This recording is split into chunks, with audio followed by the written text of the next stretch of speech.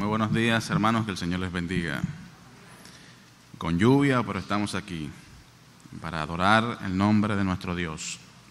Bien, en la mañana de hoy yo quisiera compartir con ustedes, o tratar con ustedes, acerca de un versículo muy conocido, pero que en algún momento de mi vida trajo inquietud. Y por esta razón quiero compartirlo con ustedes. Se encuentra en 2 de Corintios capítulo 5, versículo 17. 2 de Corintios capítulo 5, versículo 17. Dice así la palabra de Dios: de modo que si alguno está en Cristo, nueva criatura es. Las cosas viejas pasaron, he aquí todas son hechas nuevas. Un versículo bastante conocido por la mayoría de los que nos encontramos acá. Y realmente, en un momento de mi vida, trajo algunas inquietudes, mayormente por la parte B del versículo. Sabemos que es un versículo que habla acerca de la nueva vida en Cristo, de la regeneración que opera en nuestras vidas cuando nosotros recibimos a Cristo como nuestro Salvador por fe. Somos regenerados, somos nacidos de nuevos. De esto habla este versículo. También en el Nuevo Testamento encontramos este tema en otras porciones de la palabra de Dios. Pueden recordar, por ejemplo, y fue mencionado en esta mañana, San Juan capítulo 1, versículos 12 y 13, habla de esta regeneración, de este nuevo nacimiento. San Juan capítulo 1, versículos 12 y 13 dice: mas a todos los que le recibieron, hablando del Señor Jesucristo, a los que creen en su nombre, les dio potestad de ser hechos hijos de Dios. Y el versículo 13 dice: los cuales no son engendrados de sangre, ni de voluntad de carne, ni de voluntad de varón, sino de Dios. Así que a los que creen en su nombre, por la voluntad de Dios, somos hechos hijos de Él. Y somos regenerados, somos nacidos de nuevo. Y en el mismo Evangelio, según San Juan, capítulo 3, el Señor Jesús tiene una conversación con Nicodemo acerca de este tema también. San Juan capítulo 3, versículo 3, dice las palabras del Señor Jesucristo: respondió Jesús y le dijo: de cierto te digo, que el que no naciere de nuevo no puede ver el reino de Dios. Y el versículo 5 en adelante dice, respondiendo Jesús, palabras de Jesús también: de cierto te digo, que el que no naciere de agua y del Espíritu no puede entrar en el reino de Dios. Lo que es nacido de la carne, carne es, y lo que es nacido del Espíritu, Espíritu es. No te maravilles de que te dije, os es necesario nacer de nuevo. El viento sopla de donde quiere y oyes su sonido, mas ni sabes de dónde viene ni a dónde va. Así es todo aquel que es nacido del Espíritu. Así que cuando creemos en Jesucristo, cuando le recibimos por fe, somos nacidos de nuevo en términos espirituales. Porque Nicodemo decía: pero ¿cómo yo voy a entrar de nuevo en el vientre de mi madre? Pero no, estamos hablando de un nacimiento espiritual, tal como podemos contemplar en los versículos que leímos del capítulo 3, de esa conversación de Jesús con Nicodemo. Esta primera parte del versículo 17 del capítulo 5 de 2 de Corintios, donde nos habla de este nuevo nacimiento, yo no tengo mucho conflicto con eso, con esa primera parte. Lo creo. No lo puedo comprender en toda su magnitud, pero lo creo. Así como dijera el salmista, hablando de la omnipresencia de Dios, dice, alto es este concepto, es alto, no lo puedo comprender. Bueno, yo tampoco puedo comprender del todo cómo es que nosotros nacemos de nuevo, pero sí, verdaderamente lo creo. No tengo conflicto con esta primera parte. La segunda parte del versículo es la que me trajo en su momento algún inconveniente, porque dice, el versículo 17, las cosas viejas pasaron, he aquí, todas son hechas nuevas. Y hasta un coro cantamos, hace mucho que no lo cantamos, pero hay un coro que dice, hubo un cambio cuando de nuevo nací. Hubo un cambio cuando de nuevo nací. Y las cosas que yo hacía, ya no las hago más. Y continúa diciendo, y las cosas que yo hacía, ya no las hago más. Hubo un cambio cuando de nuevo nací. Y ese cambio se produce en nuestras vidas.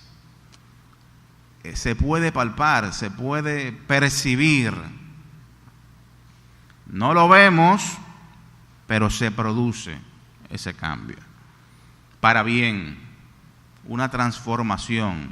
Por eso dice el Señor Jesús, el viento no vemos de dónde viene ni hacia dónde va, pero se percibe el viento. Bueno, así también en nuestras vidas, cuando venimos a los pies de Cristo, se percibe el cambio que es operado en nuestro ser.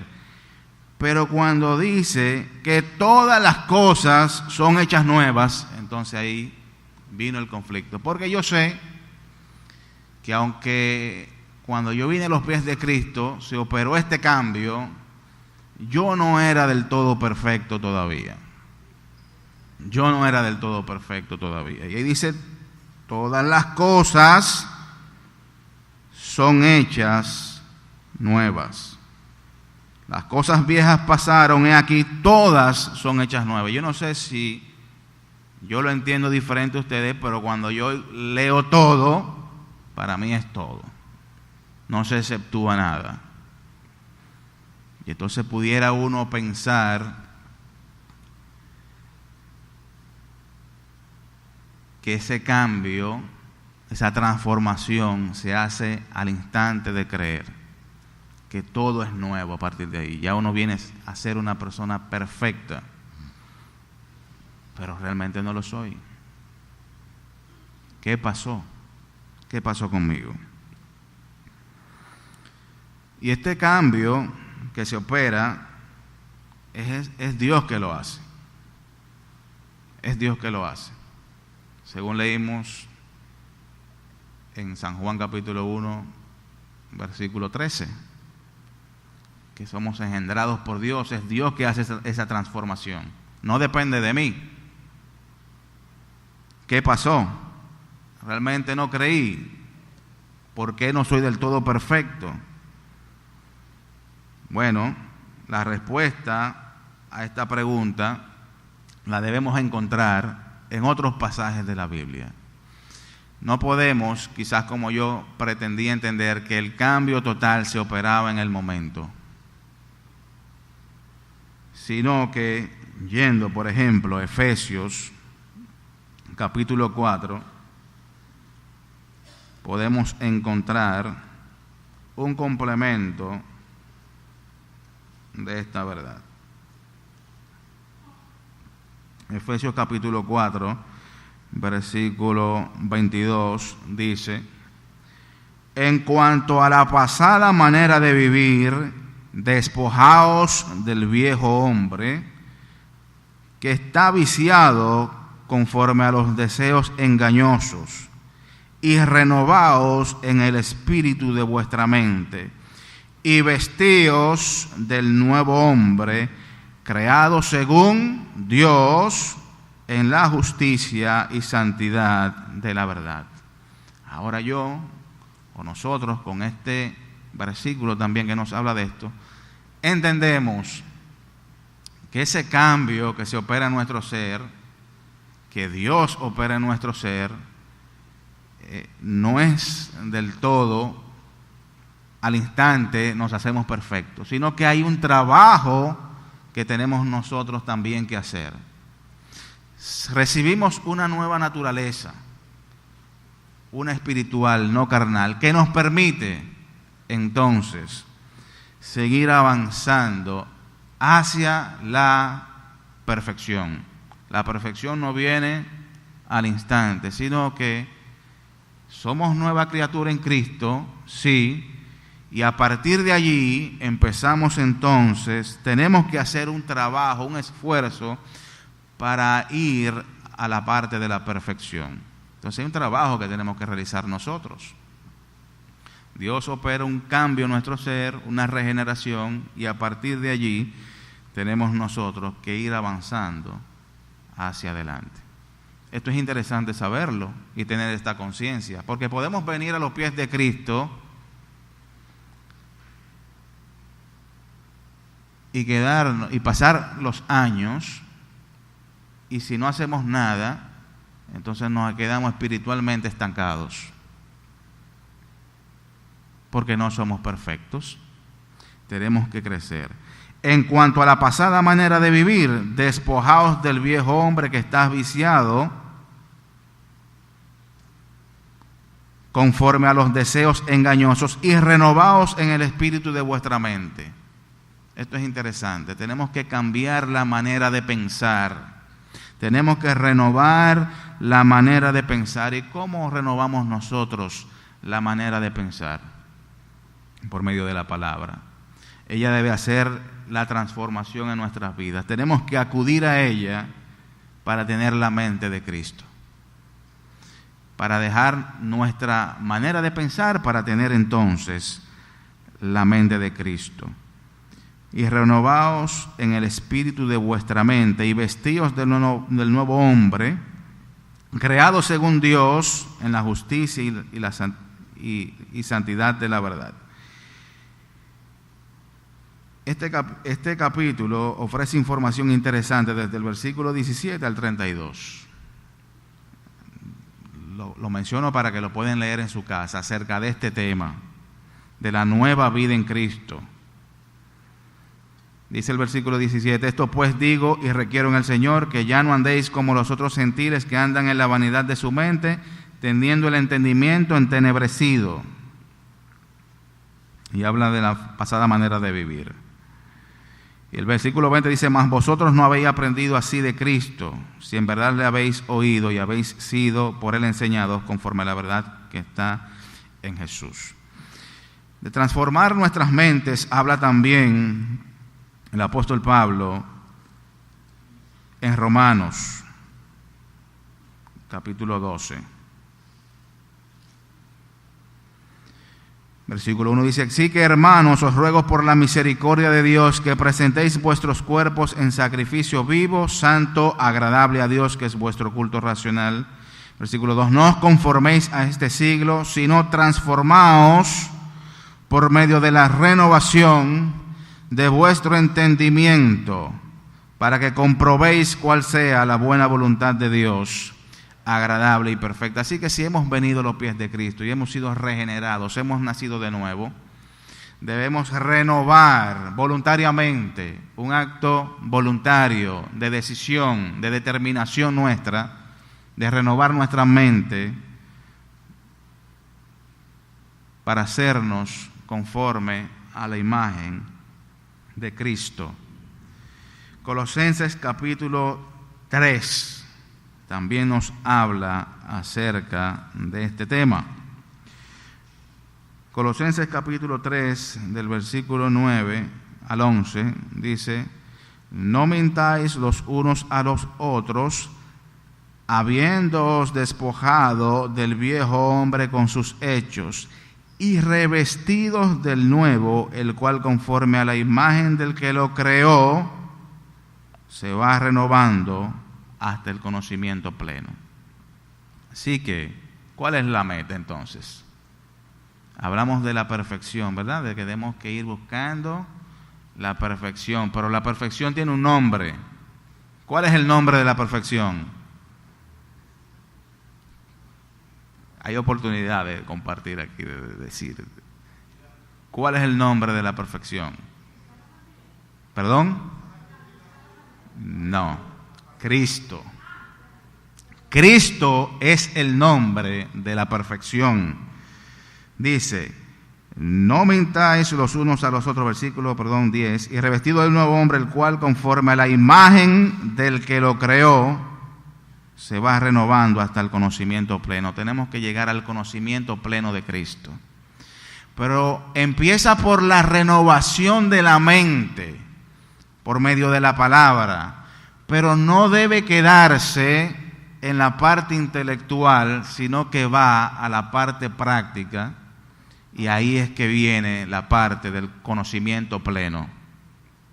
Si nos quedamos en la parte teórica, que es importante, empezamos a cambiar, empezamos a renovar el pensamiento por medio de la palabra. Pero si nos quedamos con esa información meramente en la cabeza y no la traducimos a acción, entonces no llega a ser conocimiento pleno. Tenemos que renovar nuestras mentes y cambiar de conducta. Y entonces seremos perfectos.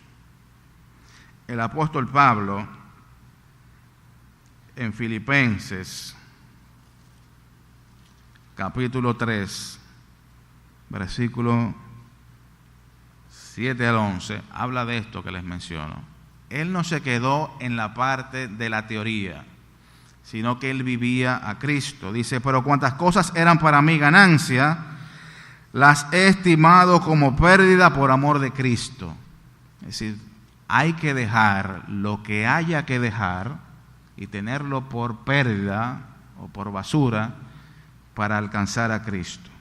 Y ciertamente aún estimo todas las cosas como pérdida por la excelencia del conocimiento de Cristo, de Cristo Jesús, un conocimiento que no es intelectual. Mi Señor, por amor del cual lo he perdido todo y lo tengo por basura para ganar a Cristo y ser hallado en Él, no teniendo mi propia justicia, que es por la ley, sino la que es por la fe de Cristo, la justicia que es de Dios por la fe, a fin de conocerle. El apóstol Pablo tenía como meta conocer a Cristo y el poder de su resurrección y la participación de sus padecimientos, llegando a ser semejante a Él en su muerte.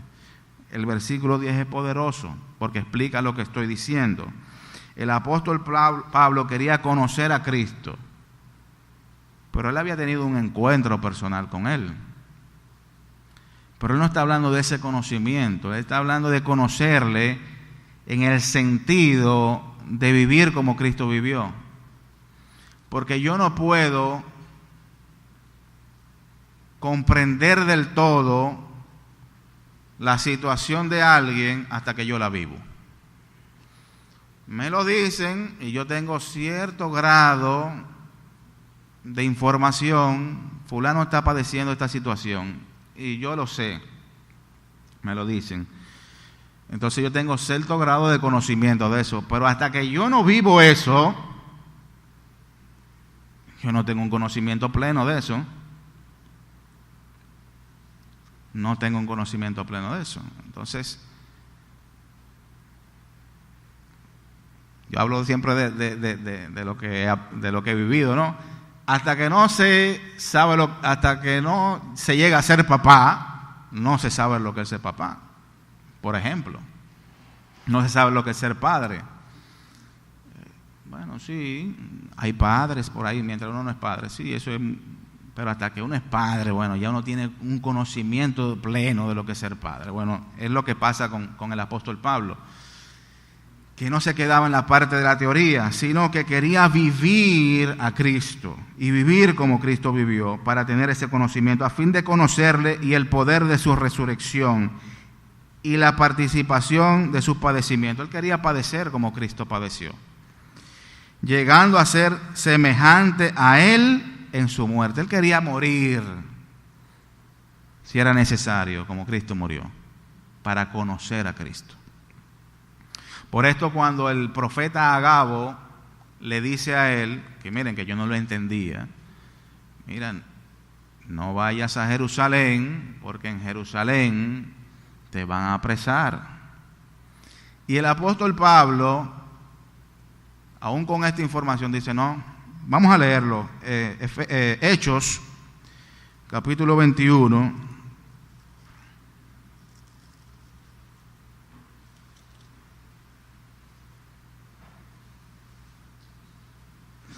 a partir del versículo 10. Yo antes no entendía realmente a Pablo, pero ahora a partir de esto que estamos tratando, sí lo comprendo. Y permaneciendo nosotros allí algunos días, descendió de Judea un profeta llamado Agabo, quien viniendo a vernos, tomó el cinto de Pablo y atándose los pies y las manos, dijo: esto dice el Espíritu Santo, así atarán los judíos en Jerusalén al varón de quien es este cinto, y por supuesto era de Pablo, y le entregarán en manos de los gentiles. Al oír esto, le rogamos nosotros y los de aquel lugar que no subiese a Jerusalén, como es lógico, ¿verdad? Porque ya saben lo que va a pasar. Sin embargo, la respuesta de Pablo es esta. Entonces Pablo respondió: ¿qué hacéis llorando y quebrantándome el corazón? Porque yo estoy dispuesto no solo a ser atado, más aún a morir en Jerusalén por el nombre del Señor Jesús. El apóstol Pablo estaba dispuesto a morir por el nombre del Señor Jesús. Él quería vivir y conocer a Jesús, que Jesús fuera una realidad en su vida. Volviendo al versículo 10 del capítulo 3 de Filipenses, parte final, llegando a ser semejante a Él en su muerte, si en alguna manera llegase a la resurrección de entre los muertos. Dice, si en alguna manera llegara a la resurrección de los muertos. Y claro, ¿qué es necesario para un creyente resucitar de entre los muertos? ¿Qué es necesario para un creyente resucitar de entre los muertos? Morir, porque él esperaba a Cristo en vida. Entonces, bueno, si Cristo no viene, entonces, bajo esa circunstancia, puedo llegar a la resurrección de entre los muertos. Si Cristo viene y no me he muerto, bueno, no voy a experimentar eso. Y el versículo 12, interesante, y es lo que debemos tener claro. Somos regenerados, sí, y todas las cosas son hechas nuevas, pero no instantáneamente. Porque el apóstol Pablo dice en el versículo 12, no que lo haya alcanzado ya, ni que ya sea perfecto. Él está diciendo, yo no lo he alcanzado, ni ya soy perfecto, sino que prosigo por ver si logro asir, es decir, tomar aquello para lo cual fui también asido alcanzado por Cristo. Así, el apóstol Pablo asevera que él no es perfecto tampoco. Pero ¿qué hace? Que prosigue y continúa el esfuerzo por ser perfecto, por ser igual a Cristo. Hermanos, yo mismo no pretendo haberlo ya alcanzado, pero una cosa hago, versículo 13, olvidando ciertamente lo que queda atrás y extendiéndome a lo que está delante, prosigo a la meta, al premio del supremo llamamiento de Dios en Cristo Jesús. Así debemos a nosotros hacer. Venimos a los pies de Cristo, iniciar esta carrera de perfección. Nuestro propósito aquí en la tierra es ser igual a Cristo. El creyente tiene que tener esto claro. El creyente no puede conformarse con que las cosas viejas pasaron y aquí todas son hechas nuevas, como que Dios lo hizo por ti al instante, en ese momento, sino que hay un trabajo que uno tiene que hacer de continuo. Buscar en oración, pedirle a Dios, acudir a la palabra y vivir a Cristo. Y el versículo 15 es un tanto contradictorio, porque dice, así que todos los que somos perfectos, acaba de decir que no era perfecto, pero él dice, así que todos los que somos perfectos, esto mismo sintamos, y si otra cosa sentís, esto también os lo revelará Dios. Claro, en la práctica no somos perfectos, pero posicionalmente en Cristo Jesús somos perfectos, porque tenemos la perfección que Él nos da, tenemos la justicia de Dios que nos ha sido atribuida por Cristo, no por méritos propios, sino porque Dios nos ve a través de Cristo. En este sentido somos perfectos, en este sentido somos santos, en este sentido somos justos. Pero en la práctica, en el diario vivir, no lo somos. Así que tenemos que buscar la santidad y la perfección de la cual hablábamos más temprano. De las túnicas del sacerdote, del sumo sacerdote, que hablaba de la santidad de Cristo, pero que no debe ser única y exclusiva del sacerdote o del sumo sacerdote, ni de Cristo tampoco exclusivamente, sino que también nosotros, como hijos de Dios que somos, debemos buscar. Y entonces esto era lo que quería compartir con ustedes. En su momento yo decía, pero yo no he sido del todo transformado, yo tengo cosas que arreglar en mi vida.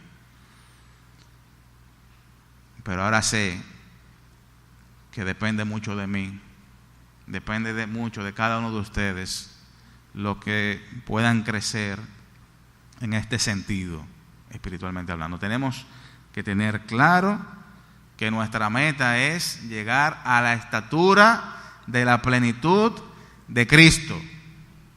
Si usted dice ser un buen creyente porque se está comparando con otro creyente, no está tomando la medida con la cual usted debe medirse.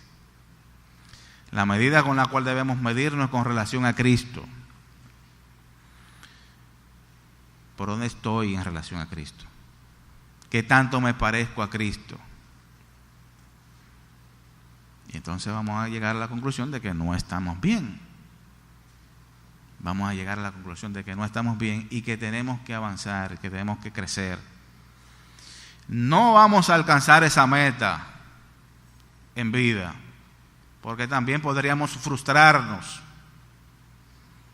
Porque una meta, y debemos decirlo así, inalcanzable para nosotros. Pero proseguir y extender, como el apóstol Pablo dice, y extiendo mi mano y no miro atrás, y prosigo, y prosigo. No voy a llegar, pero tengo que aproximarme lo más que pueda en vida. Y luego, entonces, cuando tengamos que vernos cara a cara con Dios, entonces sí seremos transformados y seremos semejantes a Él.